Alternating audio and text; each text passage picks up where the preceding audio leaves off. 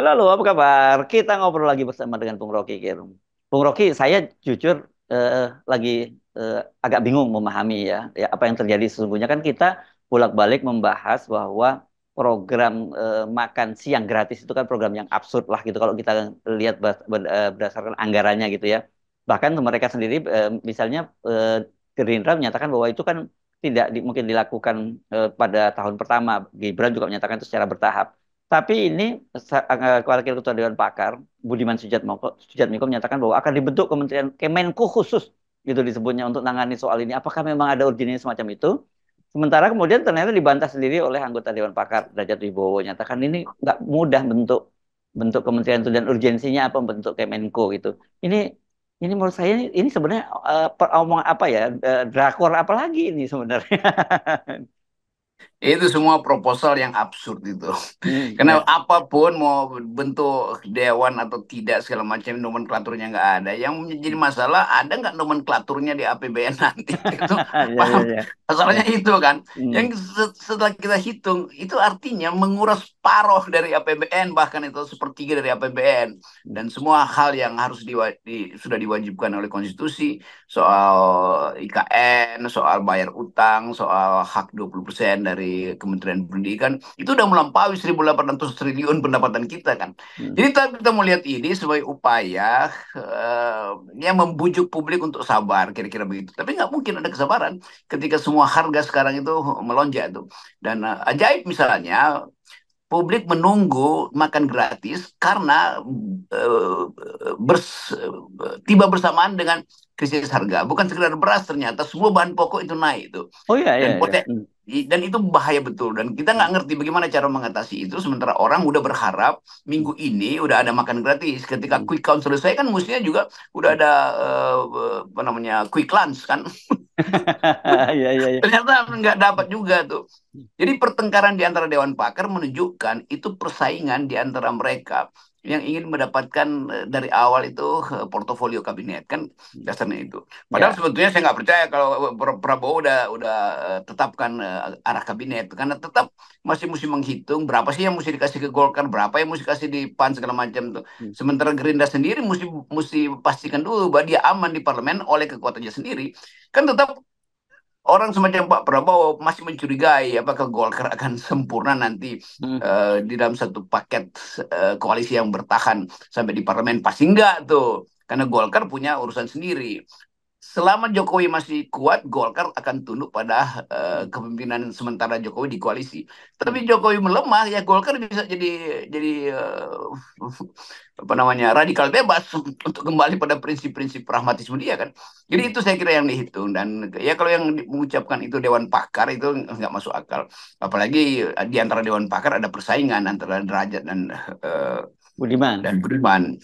Ya, ya. Tapi saya kira mungkin gampang ya jawabnya nanti Pak Pak Prabowo. Saya kira kalau dibilang kenapa itu ribut pada Dewan Pakar? Ya kan memang Dewan Pakar tugasnya untuk mengurus biar ribut-ribut soal itu soal keputusan ada di tangan saya kan gitu. Iya, itu kan begitu dibilang 400 triliun, oh itu menyala-nyala di kepala mungkin di kepala Budiman udah menyangkut 400 triliun, gila betul Hmm. kan? Jadi Hmm. tetap itu adalah upaya untuk mengincar anggaran sebetulnya yang sebetulnya itu anggaran abstrak gitu, bukan abstrak, absurd, absurd. Hmm. Jadi tetap di awal kita langsung lihat semacam kerakusan di kalangan Dewan Pakar untuk mengintai mana pos yang basah itu dan itu potensi kecurangan itu kan beras 1 liter dari Jakarta itu mungkin tinggal 2 butir nyampe di Kalimantan Utara tuh. Ya, ya. Dan saya kira itu tadi berkaitan juga yang perbincangan kita tadi pagi soal bagi-bagi jabatan ya. Kalau dengan adanya nambah satu pos kementerian gitu kan berarti kan ya ada satu menteri baru lagi kan. Itu saya kira selain soal kemungkinan Ya, ya, ya. anggaran yang gede itu Bung Rocky. Itu mau memperluas potensi semakin banyak dimasukkan di situ. Tapi sekaligus memperluas dan melihat mana yang basah itu. Kalau ada Ya. Kementerian Khusus Pangan itu tiap hari uang masuk keluar di situ kan. Mm. Bayangin tuh ngasih makan orang untuk ngabisin per triliun itu berapa banyak fee yang bisa dipotong atau dimanipulasi atau dikorupsi dari anggaran itu. Walaupun kita tahu itu nggak bakal terjadi itu. karena berbagai pertimbangan urgensi krisis ekonomi dalam negeri, dunia segala macam itu, dan tiba-tiba setiap hari mesti cari beras, maka harga beras naik, import lagi, itu inflasi karena konsumsi, macam-macam itu komplikasinya tuh. Tetapi bagi mereka yang mengincar kekuasaan itu dia nggak pikirin, yang penting ada slot bagi seseorang untuk dapat posisi di wilayah yang sangat basah itu tuh, yaitu memberi makan rakyat. Padahal sebetulnya rakyat nggak memerlukan makanan, dia mau memperoleh kepastian bahwa dia bisa makan, bukan disodorin makanan. Ya, ya. Nah, ini ya, misalnya saya baca ya, memang angka yang Anda sebut tadi, kalau 450 triliun kalau nggak salah Mas disebut, itu angka yang gede banget, Bung Rocky. Kita bandingkan misalnya Kementerian ATR yang sekarang diisi posnya oleh HY ini, ya, saya baca ya. Ini Hmm. ini untuk tahun 2024 itu saja alokasi pagu alokasi anggaran Kementerian ATR BPN itu 7,3 triliun. Ya, ini dalam rapat kerja Komisi 2 DPR. Jadi dibandingkan dengan tadi itu, dibandingkan dengan angka 450 triliun untuk makan siang itu ya kementerian itu kementerian basah kuyup itu nantinya Bung Rocky. Itu mau diambil dari mana? Kan nggak mungkin diambil dari ATR kan. Dan Mm-mm. itu si Agus Menteri itu akan merasa ini bagian saya ini untuk memperlihatkan hak rakyat memperoleh tanah. Jadi mestinya anggaran itu dipindahkan dari memberi makan pada rakyat itu yang memang nggak masuk akal, dipindahin aja ke ATR. Karena buat ngegebuk mafia tanah itu perlu anggaran lebih besar dari memberi Ya, makan rakyat kan. ya, ya. Kita mesti pikir misalnya yang menyebabkan rakyat nggak bisa makan ya mafia tanah kan, semua Mm. tanah yang seharusnya produktif untuk pangan konsumsi itu diambil alih oleh mafia tanah yang juga bagian dari konspirasi istana kan Mm. begitu. Jadi kalau kita buka debatnya misalnya hak dari Agus Harimurti itu lebih lebih penting daripada hak Kementerian urusan urusan makan iya gratis, makan siang, apa ya? iya Tingkatannya Kementerian apa Makan itu? Gratis tuh. Karena orang akan lihat bahwa apa sih yang menyebabkan rakyat itu kekurangan pangan makan, ya karena lahannya diambil alih oleh oligarki atau mafia tanah yang disebut AHY kan. Mm. Berarti anggaran itu mesti dipakai untuk ngegebuk mafia tanah ini, mafioso mafioso tanah. Saya kira begitu tuh. Tetapi nanti tentu Prabowo akan pusing juga untuk memikirkan bagaimana caranya, dia udah janjikan itu kan. Dan Mm. legitimasi dia akan dipakai terus oleh oposisi mana. Jadi oposisi akan ngomporin terus rakyat tagih tuh ke ke Gerindra tuh, itu akan terjadi karena tetap seandainya pun Prabowo memerintah itu batas dari ambisi untuk memberi makan adalah anggaran itu, kecuali memang dari awal Prabowo mengatakan saya memilih anggaran tidak cukup ada 400 triliun itu harga IKN atau harga beras makan gratis. Nah kalau itu diputuskan harga beras makan gratis maka trade off-nya IKN dibatalkan, kan itu juga Mm. pusing kan, karena mafia tanah kehilangan kesempatan untuk dapat uang kalau IKN dibatalkan. Jadi Mm. kelihatannya ini akan jadi isu strategis yang akan dipersoalkan atau dikulik-kulik oleh jurnalis nanti. Ya, ya, ya, ya. Apalagi kalau kemudian ini digebuk itu ternyata oligarki pendukungnya Pak Jokowi. Sabar dulu. Itu yang kita duga secara kuat bahwa Demokrat harus main dengan isu itu. Jadi sekali AHY udah katakan mau digebuk, pertanyaan berikutnya siapa yang mau digebuk?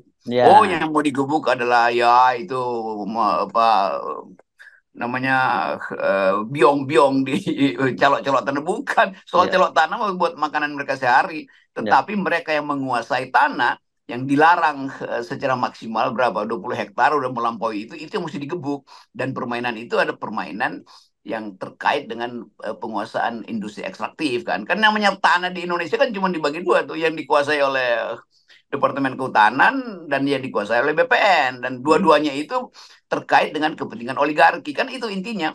Jadi Ya. ini mesti dibongkar, nanti mungkin akan ada sesi-sesi khusus untuk melihat apa yang dimaksud dengan menggebuk mafioso tanah itu. Hmm, hmm. Ya, ya.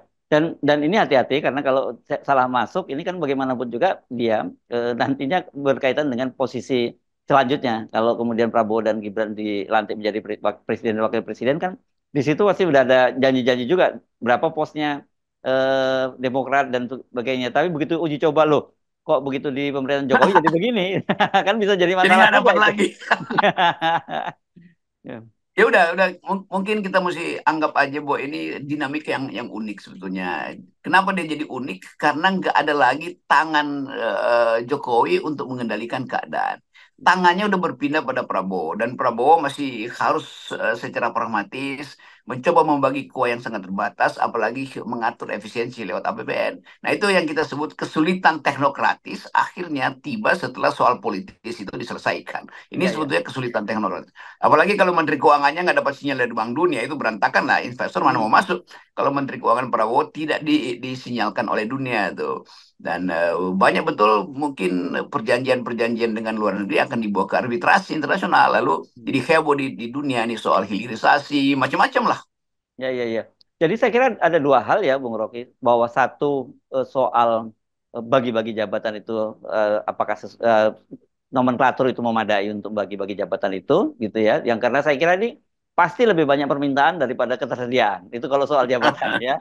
Yang kedua, kalau toh kemudian mereka bisa bagi rata, katakanlah pos-posnya, tapi persoalannya apakah ada anggarannya atau tidak, kan begitu akhirnya. Ada juga kementerian nanti yang punya ada pos kementerian yang tidak punya anggaran.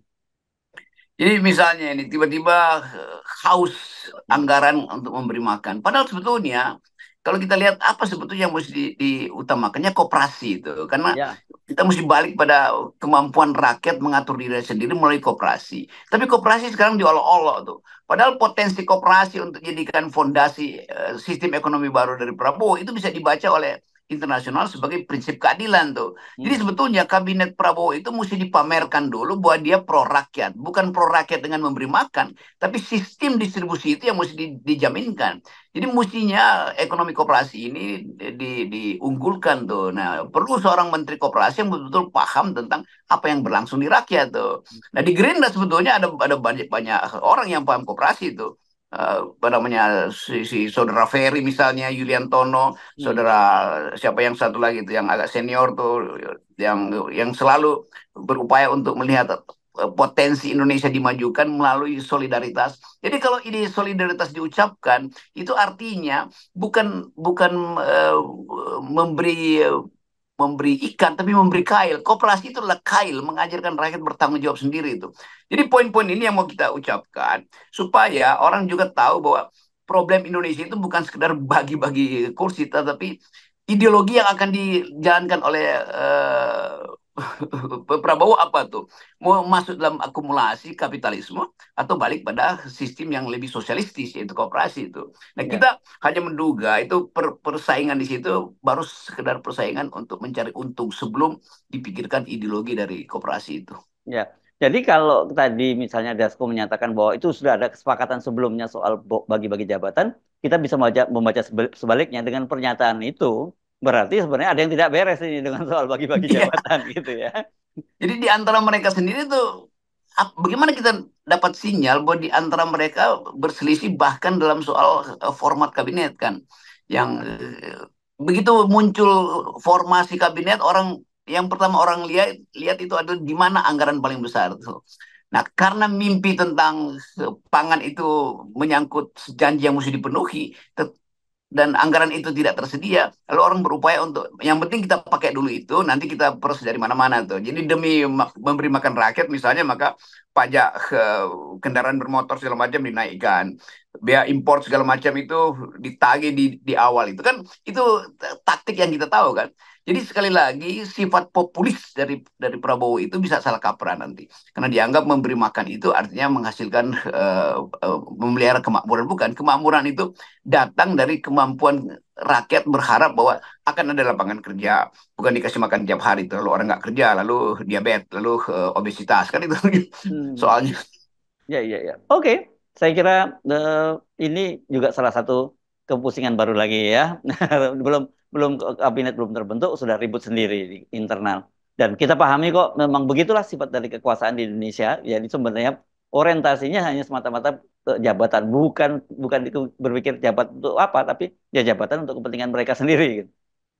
Nah, ini kesempatan bagi bagi Gerindra sebetulnya untuk mengevaluasi bahwa banyak kader di Gerindra itu yang paham tentang kedaulatan pangan, Mhm. paham tentang hak rakyat, paham tentang koperasi, mestinya suara mereka yang didahulukan tuh. Hmm. Karena kalau ide tentang kerakyatan itu tidak dihasilkan dari sekarang, maka orang anggap bahwa Gerindra hanya akan mempromosikan kembali kapitalisme yang sifatnya kasino, yang Hmm. sekedar memeras, dan buruh akan bangkit lagi untuk meminta Gerindra kembalikan hak-hak buruh. Demikian halnya dengan masyarakat sipil. Jadi seharusnya Gerindra atau Prabowo itu mengucapkan pentingnya solidaritas di dalam keadaan transisi menuju demokrasi itu. Karena demokrasi sekarang hancur tuh. Perlunya kooperasi dihidupkan kembali sebagai ide dasar dari konstitusi kita. Jadi itu soal-soal yang mendasar sebetulnya, yang kita sebut tadi paradigmatik. Oke, baik. Terima kasih, Bung Rocky. Tetap 0% ya, Bung Rocky ya. Ya, mantap. Yes.